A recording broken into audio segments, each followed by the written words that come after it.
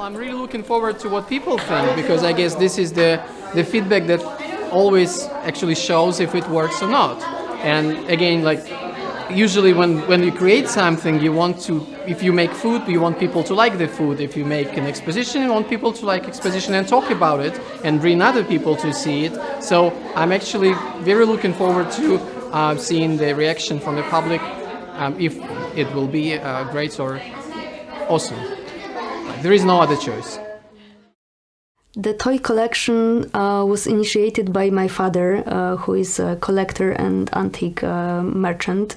All the family participates in supporting the collection. Me and my sister, we are art historians. My brother is a photographer. So all the family members are helping to develop collection, but also to digitalize, to archive, and to create exhibitions. I've really loved having the opportunity to take part in the toy showcase this year. This is the first time the project has run in English, which is perfect for me because I just recently moved to Krakow, and taking part in this project has been an amazing opportunity to learn more about the history of the city through these wonderful toys. Each one of them tells an amazing story about Krakow. I've especially loved working with the really intricate Christmas decorations made by the Krakow workshop, and having the chance, like we're doing today, to get involved in actually designing an exhibition. That's not something I've ever had the chance to do before, and actually being able to be creative and work with my hands and feel like a kid again has been really fantastic.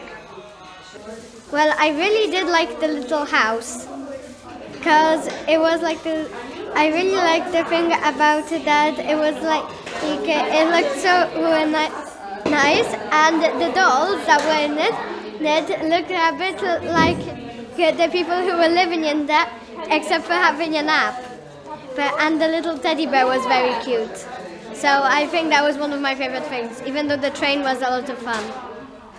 So this wonderful, huge collection of almost 50,000 items was actually homeless and was stored in the storages, was for a number of years inaccessible for the public. And the collectors wanted to initiate the program to make it available for the people. Their aim is to bring joy, bring happiness, so that was always the aim. However, due to financial constraints, due to the lack of space, it was always very difficult. And in 2021, collectors decided to initiate the program, the project called the Toy Museum in Krakow, and start program activities to make parts of the collection available in various spaces to the public.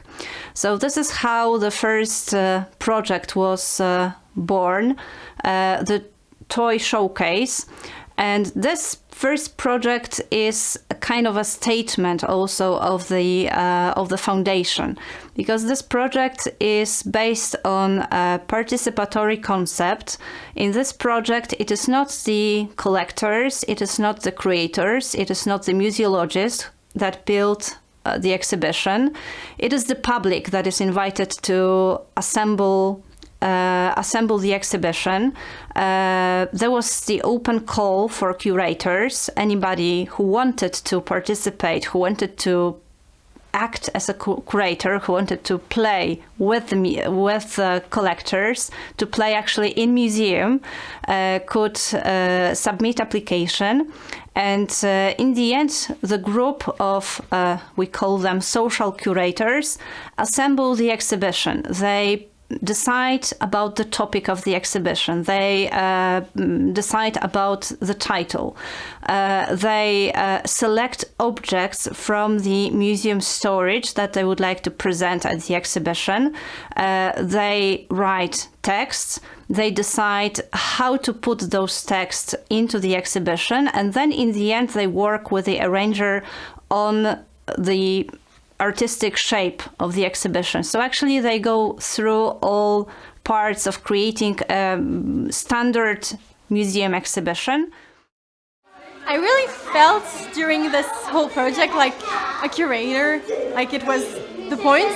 I didn't feel like a random just student going into a class to be a curator. I really felt like it because we had the opportunity to choose the name, choose the topic, choose the objects from the beginning to the end, which I really liked.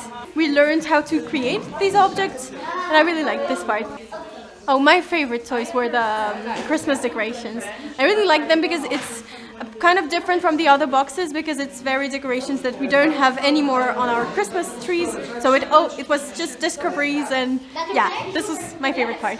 This toy collection, which is one of the biggest in Poland and Europe collection, one of the richest because it's very vast. It has many areas of toys, not only for kids but also for the adult people. Toys which are related to the education, toys which are related to the sports and outdoor, toys for young kids and toys for bigger kids.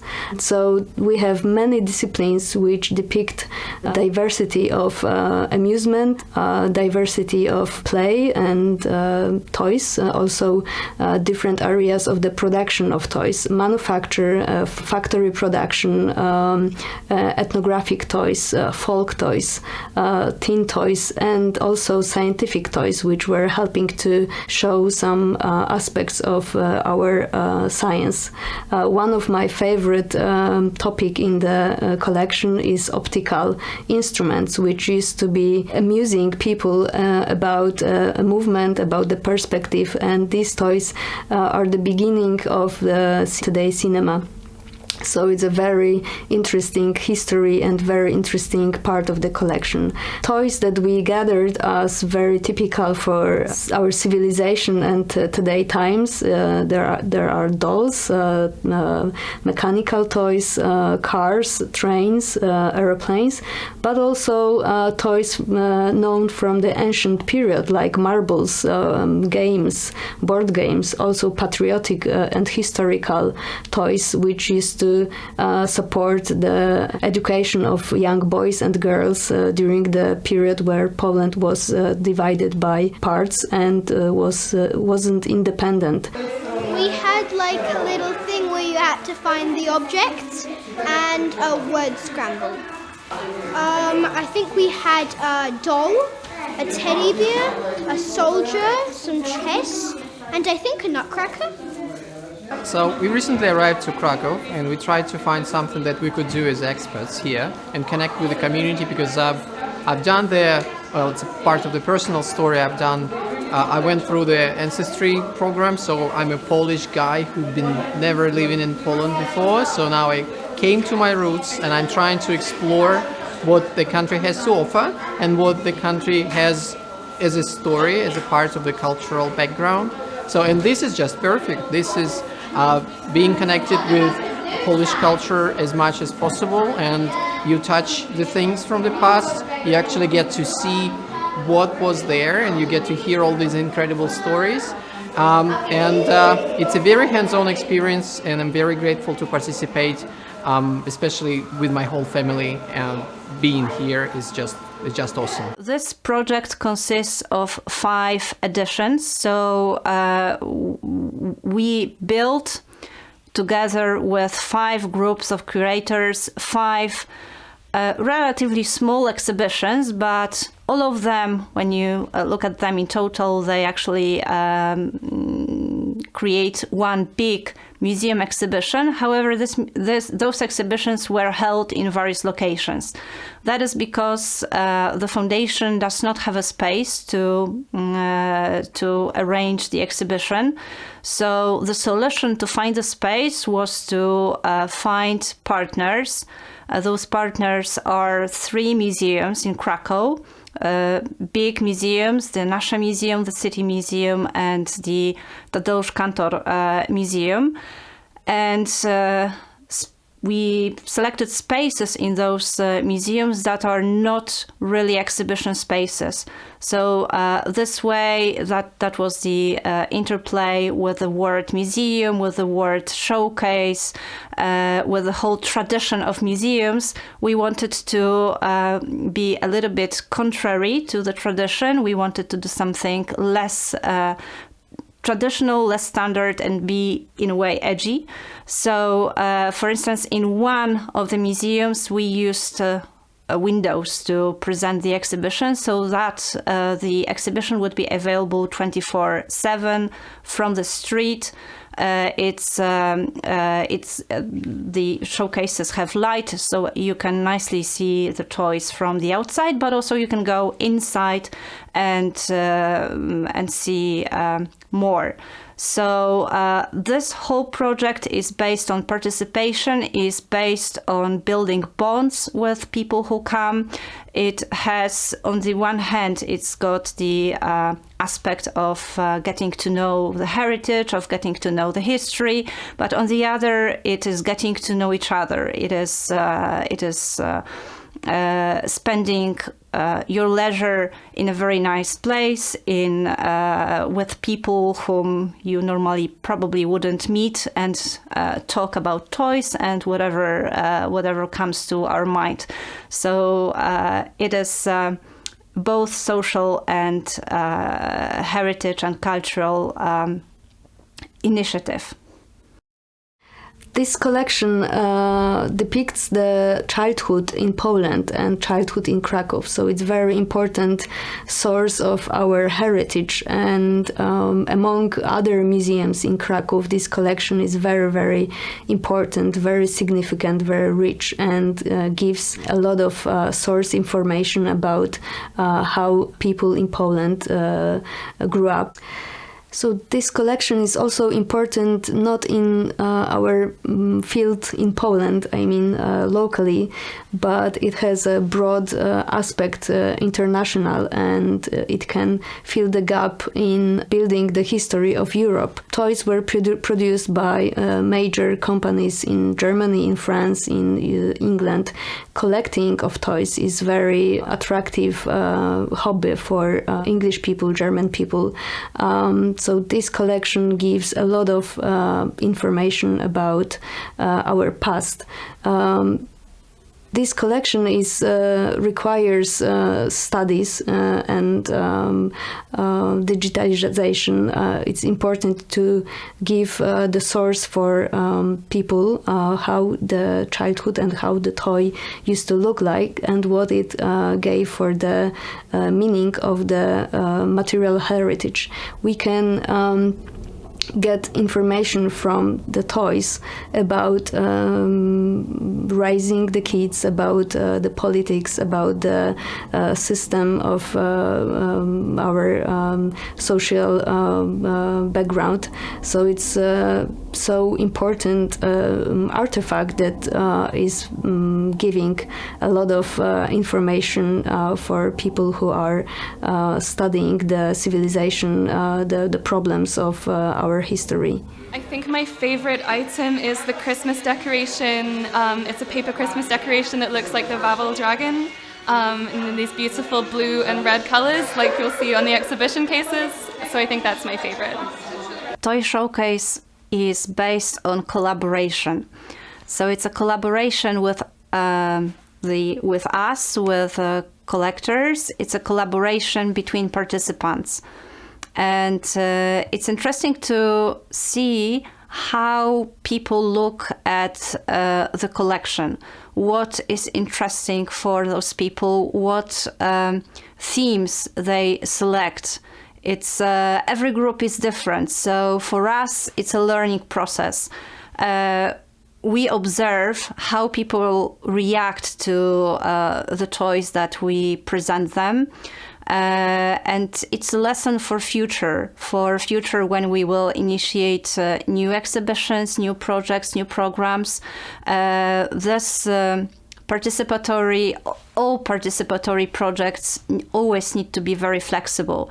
So we always try to follow the public. We always try to follow their wishes, what they would like to do, how they would like to do. Sometimes they have out-of-the-box ideas, and whenever it's only possible due to safety, due to conservation constraints, we always try to allow our curators to make the exhibition that they would like to go to. We always say, think about the public. Now you are the curators, and what kind of exhibition you would like to see, what kind of exhibition you would like to participate in. Because we also try to make those exhibitions not only participatory for those who create, but also to the public that will come and see it. So the participation is present on all levels during the creation process and also during the standard exhibition process. I thought it was going to be harder than this, but in fact, since everyone is cooperating and everyone wants everything to be like joyful and fine for everyone, it's just we don't do very complicated discussions. We just like vote and like for the name of the exhibition. So yeah, I liked it. Connecting the whole story and making this into one whole thing instead of just a range of objects sitting there just available on display, creating this story and as a group as well, and that was the most incredibly interesting stuff. Yeah. Toy Clinic was a very important project. We collectors wanted to show young people the value of artifacts, the value of everyday objects. Toys can be designed, toys can be rare, but for the contemporary people, kids and adults, we wanted to show that in the past toys were expensive, toys were not mass-produced, and people were saving money to get the dreamed toy. They care for the toy, and when it was broken, they restored and repaired the toy. So this object was a medium that was going through the generations, and because of that, because of the certain attention to this object, because of the emotional strength and feelings, this object survived in the families, and even during the war they were able to survive to our times. The foundation doesn't only want to present nice toys, beautiful toys. So it's not only the idea to enchant and to amaze the public. The foundation would like to convey a very important message through the projects and through the exhibitions. So this is the ground for basically all exhibitions that are realized within the project of the Toy Museum. And the first grand presentation that took place was the Toy Clinic.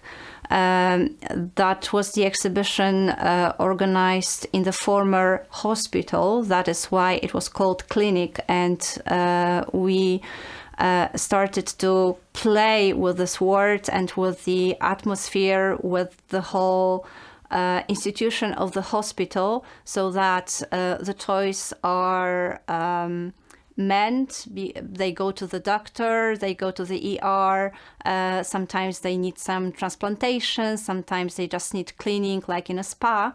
So we in this project wanted to discuss the issue of the post-growth of overproduction of goods, at the example of overproduction of toys.